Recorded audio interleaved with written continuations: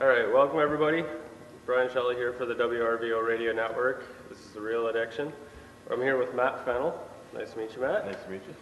We're here at North Country Marine, and we're going to be going over a little bit of spring boat maintenance and a little bit of if you didn't do things right on the way to going into winter, getting your boat winterized, what you can kind of expect on the way out of winter, and what to look forward to. So then we're going to go over and take a look at some of the legend boats that they have. They also have Triumph boats here, and go over a couple of the features and aspects and the new stuff that's coming out. And the North Country Marine's got some exciting stuff coming up with the boat show that's happening in Kingston, and we'll go over that too, so stay tuned.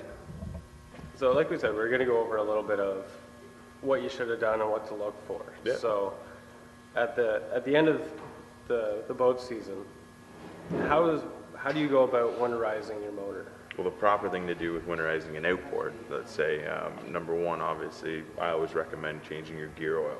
And a lot of the common stuff with your gear oil and stuff like that some people used to do is they always felt that, oh, they just drained their gear oil, and if there was no gear oil in there, there was no water or anything that could be in there, nothing to freeze. However, I would not recommend leaving a gear case empty over the wintertime in case you did have some moisture that was in there or did get in there. You've got a lot of bearings and so forth. You don't want rusting up over the wintertime. So here when we do winterization, it's a gear oil change.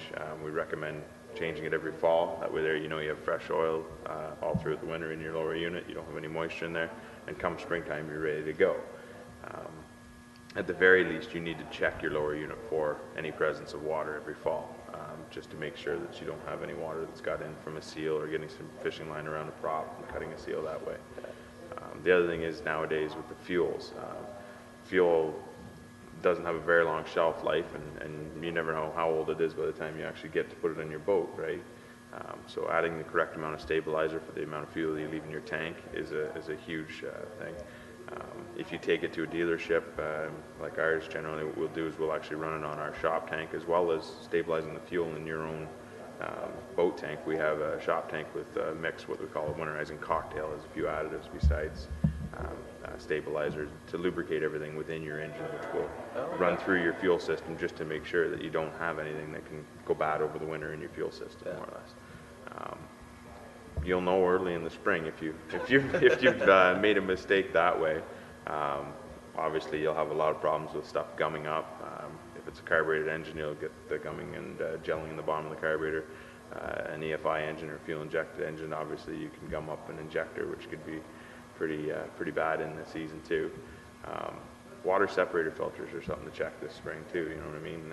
After your first 2 trips out or whatever, if you have had any moisture and so forth in your tank of the boat tank itself, generally running the engine the first couple of trips out, you'll actually pick up any bit of moisture that's been in your tank or that has become in your tank over the winter time. So check your water separator filters. You know, they may need to be changed. It's a good thing to do after. Where would you find those in your motor? It just depends. In your motor, not so much. We can go take a in look. most of your motors, you really won't have them where you guys can change them. Oh, okay. But the ones that we're really speaking about more or less are the ones in the boats and so forth the guys have. But this is an EFI engine here, right? So this here actually is more or less where your fuel pump is and everything in your fuel tank. Here's another little filter here, fuel filter. This is like a screened filter. Okay. But this is where you'll get moisture and so forth. So for instance, when we do a proper winterization on this, we always drain this tank with a simple drain down here, and we fill it with our winterizing cocktail, and then we run the engine on that winterizing cocktail to make sure that it's got through all the lines and the fuel pumps and all that aspect of the engine. That's something I didn't do this year. No? No.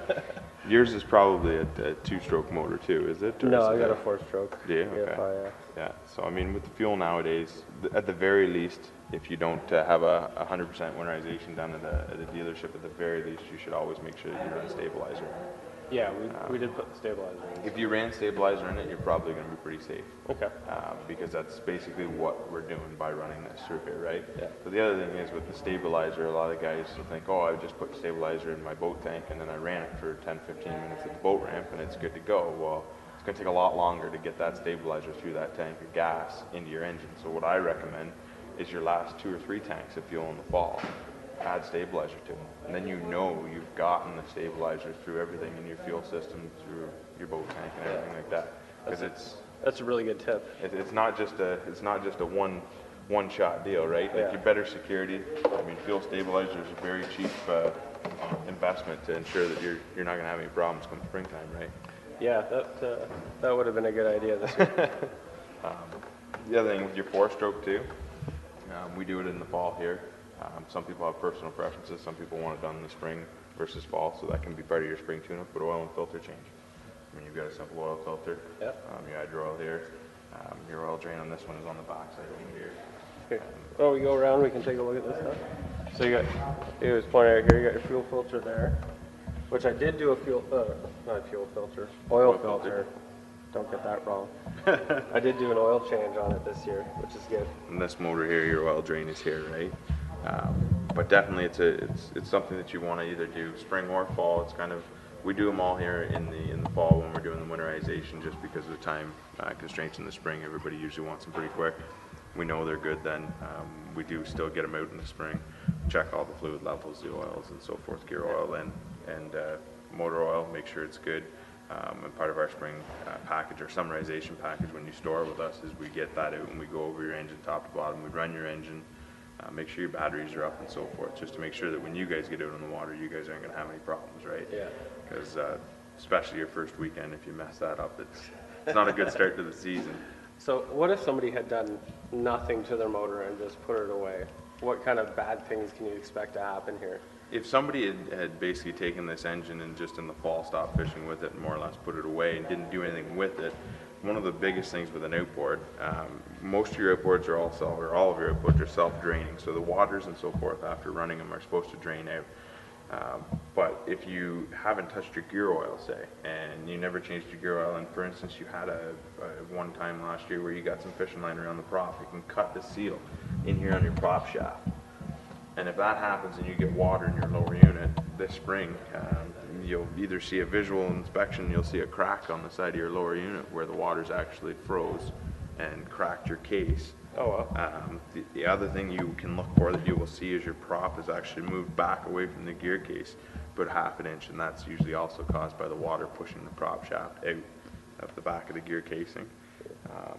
You may have gotten lucky and you may not have enough water, or had enough water in there to freeze and crack anything, but if you still don't touch it this spring or check it and you continue to use it, that moisture is going to get a lot harder on the bearings, and one of these days you're going to be out and it's just going to seize up tight. So you definitely, preventative maintenance. So what kind of price tag are you putting on that kind of damage on the motor? It just depends on severity. I mean, these lower units can be anywhere from depending on if it's just a case, right up to a complete lower unit, could be anywhere from $1,500 to $4,000 depending on the motor. Jeez. So it's definitely not a cheap fix for just a job that would take you not even ½ an hour yourself. It's easy to do too, to change your gear oil, and a jug of gear oil is probably $10 to $15. So it's a pretty cheap investment to secure you're not spending that kind of money in the springtime. So we're really saying don't cheap out and don't be lazy in the end of fall, and put your motor away properly, or else you might not have one next year. Yeah, basically, like I say, you're putting your motor away. Just look after your fuel system or your huge things, your motor in terms of your oil and filter, that kind of stuff, and your lower unit oil, making sure you change that, make sure it's clean, doesn't have any debris and so forth in it. So very good advice. A few things that I might do next year, or I might just bring it up here to Matt and get him to fix my motor for me, so I can put it away. Well, it's not broken, but fix it up for the winter, so that I don't have to worry about this, because now I'm kind of stressing out. But cool. You say you've got your lower unit oil to check, you've got your fuel system to check, your engine oil, that kind of stuff, and a spring maintenance really. There's probably, if you refer to your owner's manuals and so forth, I know Mercury has it in there usually of a spring tune-up. It'll tell you what you need for spring maintenance, as well as your maintenance schedule in terms of hours that you have on your engine and so forth. But the biggest thing that I tell everybody in the spring is, don't wait until you're going out for that opening day weekend to fire your engine up and take it out on the lake. Even if you do fire it up and it sounds all good and everything like that, take it for a run. And like I say, don't wait till the weekend that you're planning to go. Make sure everything's working fine. In terms of spring tune-ups, a lot of guys with the older two-strokes used to change spark plugs pretty much annually because of the two-stroke with the oil and gas mix being so rich. You'd go through a lot of spark plugs compared to your newer four-strokes. Your newer four-strokes, your spark plugs last you a lot longer. Oh, nice. Yeah, like I mean, most of the guys, I think the spark plug schedule probably has 100 hours on it, and most of the guys are lucky around here to get 20 hours in on a boating season, unless you're like yourself, who probably fishes a lot more. But again, it's just the fact of either having some spares with you or definitely starting that engine and making sure everything's running smooth before you head out on the water. Yeah. Now, when we were doing ours, when we did the oil change, there's two different types of oil that you can use in the motors. Yeah. I bought one and then I bought the other, and I ended up going with the synthetic. Is that, which one is better? Because I noticed there's a bit of a temperature difference with the guides and oil wood. Now this obviously is a different weight as well too. It's a 25W40 and this is a 1030. So what you said, the biggest thing you'll notice is the temperatures ranges differently. And if you look, there's different pros and cons to both of them. This oil here is probably, what horsepower is yours? It's a 50. A 50. So typically the common oil used in your horsepower of engine, 40, 50s, and 60s is a 10W30. Recommended by Mercury to run normal. You're not hurting it or anything like that by running the synthetic blend in it, by no means.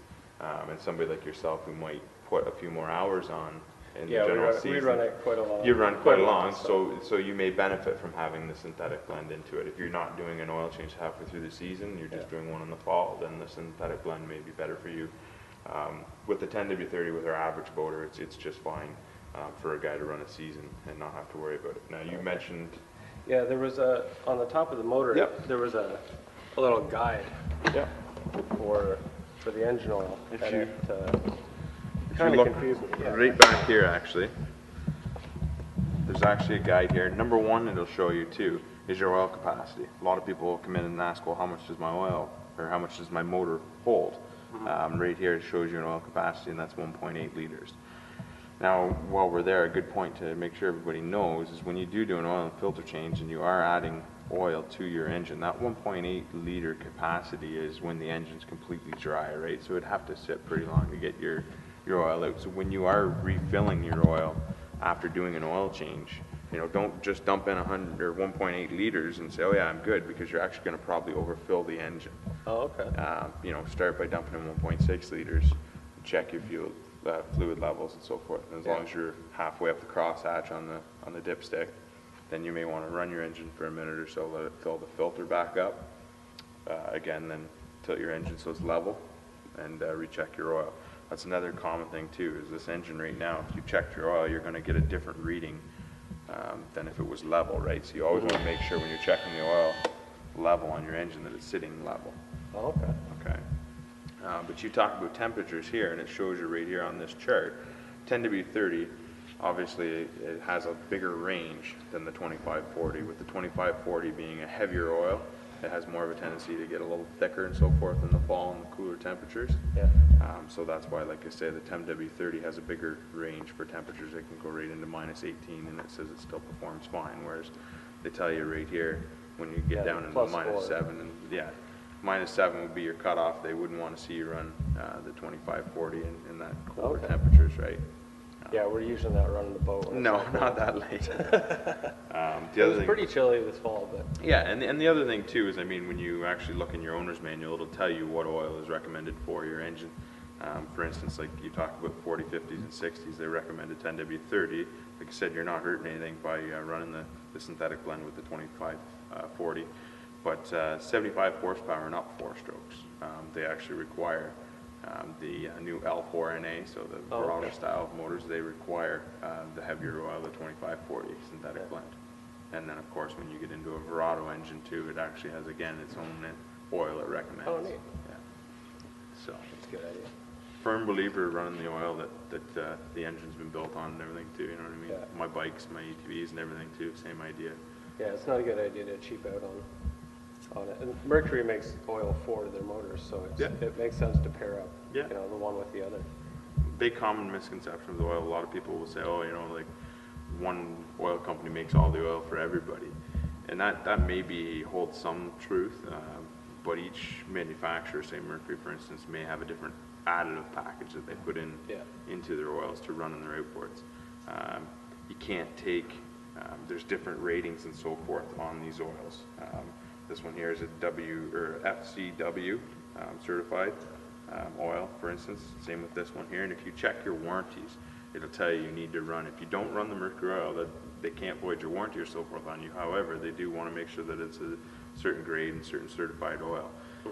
For instance, when 4-strokes first came out, a lot of people used to just take a 10W30 motor oil, automotive motor oil, and say, okay, well, it's a 10W30, we'll just change it. The difference being is your vehicle generally runs at an RPM range of anywhere from 1,500 RPMs to maybe 4,000 RPMs when you kick it down to pass somebody, right?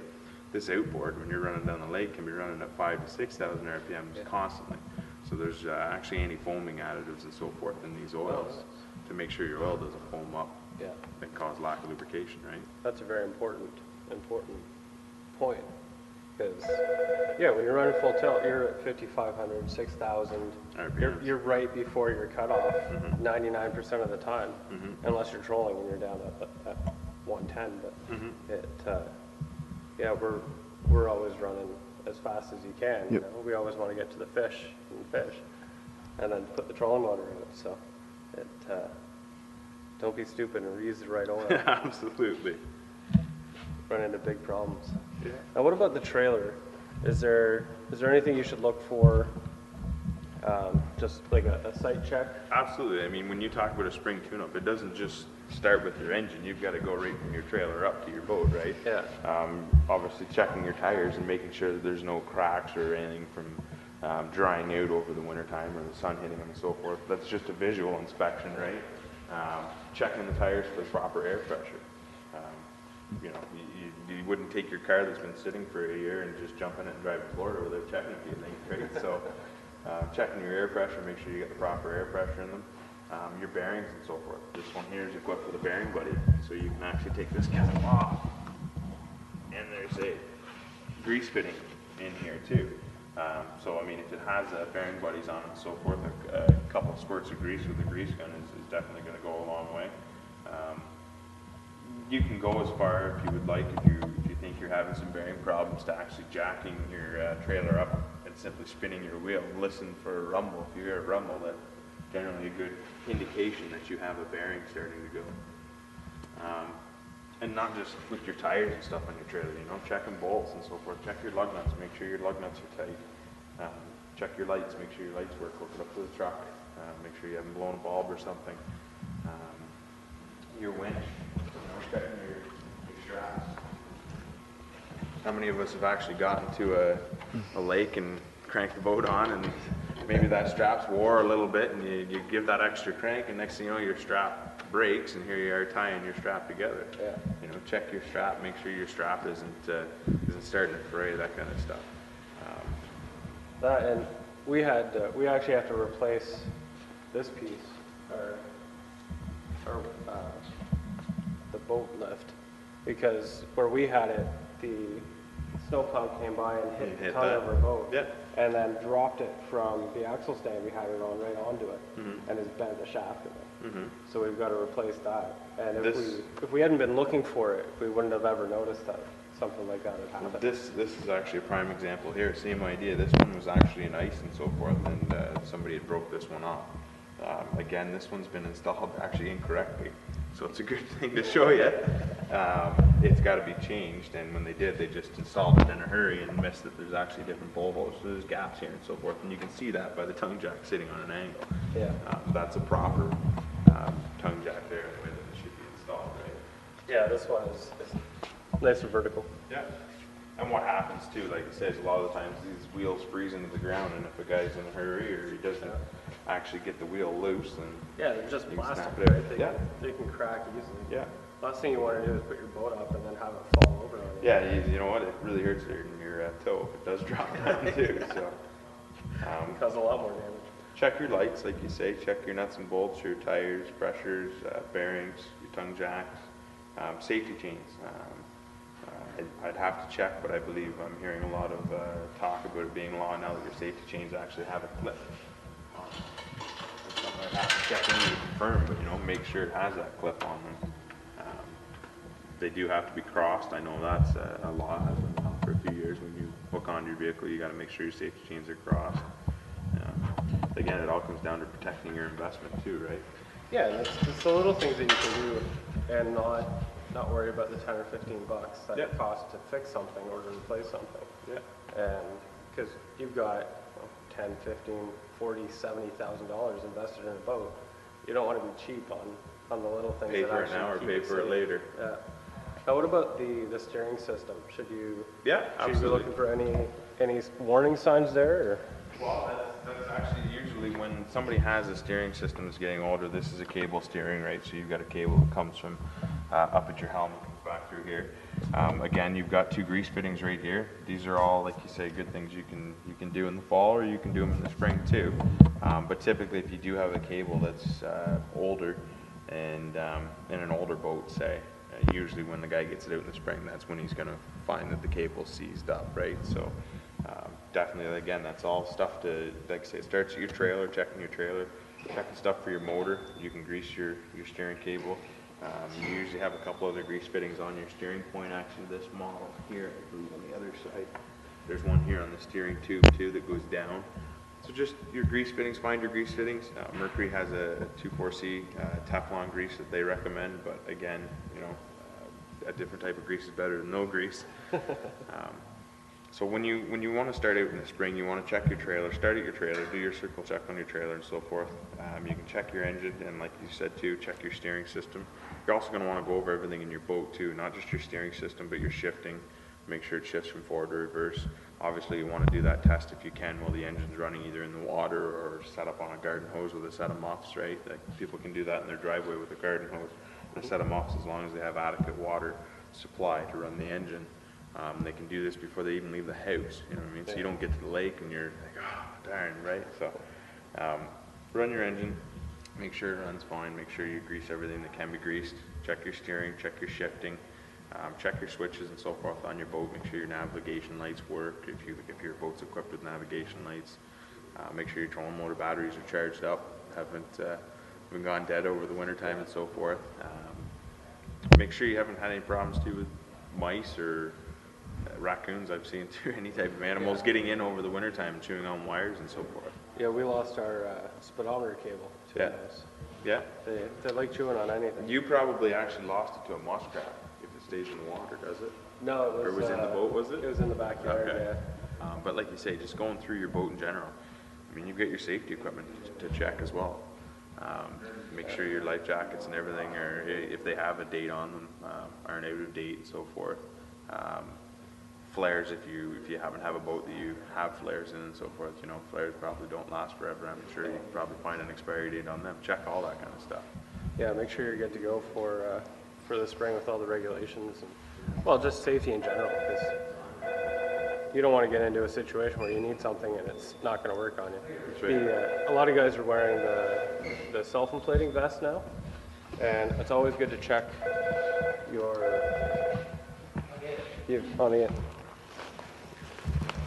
right there on the inside. There's a green and a red indicator. Make sure that's good, and then replace your CO2 tank too, just in case. It's always like I said, they're cheap too. You know, it's $10 for a new CO2 tank, and it's always good to keep it on you. Make sure everything's working. You'll be glad you had it when you get in the water, especially if you're doing some early spring fishing. Yeah. Or late in the fall. Like, water's pretty cold. Well, it's not just that. The CO2 replacement tanks come with replacement parts, and those parts can get old and brittle. And you know, if you get into a panic situation, you pull on it really hard, and something breaks. Well, now you've got no PFD, so it's always a good thing to double check and make sure you're going to be safe. Absolutely. So. And then, like you say too, the getting out on the water and checking your boat before opening day of bass. Say if you're a diehard bass fisherman, you don't want to leave it till the day before to take your boat for a ride. The earlier the better. Obviously, a lot of the marinas and service dealers can get quite busy. So if you do have a problem, you may be looking at some lead time before you can get in and get it looked after. So the earlier the better that you can get out and try it. And then if you have a problem, then you can address it before it ruins that first weekend of fishing. Well, if anybody's in the Kingston area or surrounding area, I know a good mechanic here. He can take a look at your boat for you at North Country Marine. It's just up Division Street from Kingston. And what's the highway number? It's 4201 Perth Road, actually, named right. It's on Perth Road. So it's right near a good lake too. So if you come down, get your boat checked out, get it all fixed up, you can go out and hit some spring lake trout. So cool. Thanks, Matt. No problem. Lots of good information, and hope everybody out there is listening. And the biggest part of this is make sure you're running and you're safe before you get your boat in the water.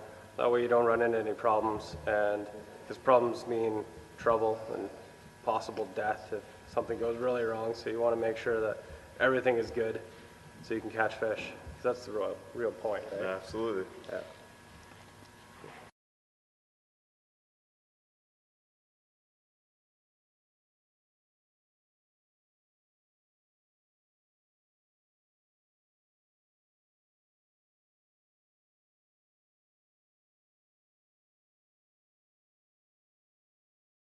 So I'm here with Wayne Gordon at the North Country Marine. It's just north of Kingston, a short drive up Division Street, or if you're coming the other way, they call it Perth Road. It's easy to spot. It's right after Inverary and right after Loughborough Lake, depending on which way you're going. And it's also a good spot to stop on as you're going out to the lake, that's for sure. So it's, well, how long have you been here? We actually opened up here spring of 1991. Wow, that's been a while. So that's going on quite a while ago. So Yeah. we've gone through a lot of changes over the years. We've grown the business from a staff of 3. We now have 11 people that are working here. So I guess that's a bit of a Canadian success story. Yeah, growth's always a good thing. Yeah, for sure. Over the years, we've had a wonderful association with some of our various brands that we carry. We started with Mercury, and we've added Legend to our lineup. We also have Triumph boats as well. So with that, you know, in trying to build the line, we've done some promotion, as you will say. This year, we're proud to be named a partner with the Kiwanis Walleye World Fishing Derby. It's the 33rd year this season, and it's actually the largest walleye fishing derby in North America, I understand. That in itself is pretty substantial. Yes. Being able to pair up with something that size and that caliber, you know, says something good about you guys, that they trust you enough to be buddies with you. Yes, they did actually have another brand up to this point, but we've partnered with Legend and Mercury to bring 2 prize boats. There's a major prize for a walleye, which is in fact this boat that we're leaning on. It's a very nice boat right here. This is our Legend 16FX. It's powered with the Mercury 60 horsepower motor, and of course it's featuring the Motor Guide trolling motor, oversized casting decks, and a huge live well, plus in-rod storage. Nice. Now this is a wireless motor, isn't it? It is. It's completely wireless, so you can be anywhere in the boat and control your trolling motor. That's nice for the walleye guys. They can sit back, control, and have all their gear out, and they can be sitting at the console and just be tapping away. Exactly. I've got one of these actually, so it's, well, speaking from experience. They work well. And with Walleye World, we're actually supplying them another Legend boat with Mercury 20 horse. These are complete boat motor trailer packages. The largest pike will be The biggest pike gets the 16-footer? 16-foot wide body Legend. So Nice. that's been going on. We also have enjoying a relationship with the Napanee Kinsman Club. They've purchased a Legend 14-foot side console with a 20 horsepower Merc, and it's being raffled off as well. So in addition to that, we've been speaking about the upcoming Kingston. Yeah, you've got the boat show. It's 22nd to 24th. Yes, I think. coming up this Friday through Sunday. So Yeah. with that, we've actually partnered with the show organizers, Sun Media, and the Kingston Week Standard is part of the Sun Media group. So this coming weekend, 3 o'clock, there'll be a draw for prize boat, which is the 16 Legend Exterminator. It's going to be powered with a 40 horsepower Mercury, and sitting on the trailer, of course, it has the motor guide trolling motor as well. So it's quite a thing to keep yourself organized about all these events that are going on. But, I'm sure. Some lucky, basically you just have to pay your entry fee, and you'll get a ballot for this drawing. So that's great. The ballot is actually included into your entry fee. That's right. Getting into the show. It's a free ballot. That's easy. And people attending the show on Sunday, I understand Bob Azumi is going to be making a presentation there as well. So nice. Everybody's pretty excited about this coming He's a good weekend. speaker. He's a really good speaker. I've seen him a few times, and he's always fun to listen to. So is there anything else that you wanted to sort of take a look at while we're standing in front of these nice boats? Or? Well, I would say that just as you state, they're nice boats, and we've been enjoying actually quite a stellar year this season. It's looking very promising for the 2013 boating season. The sales are very strong for us. Well, they've also got a couple extra new things coming out, which we had discussed in our last show, so our listeners already know what's happening, but they've got a new line of the Exterminator boats.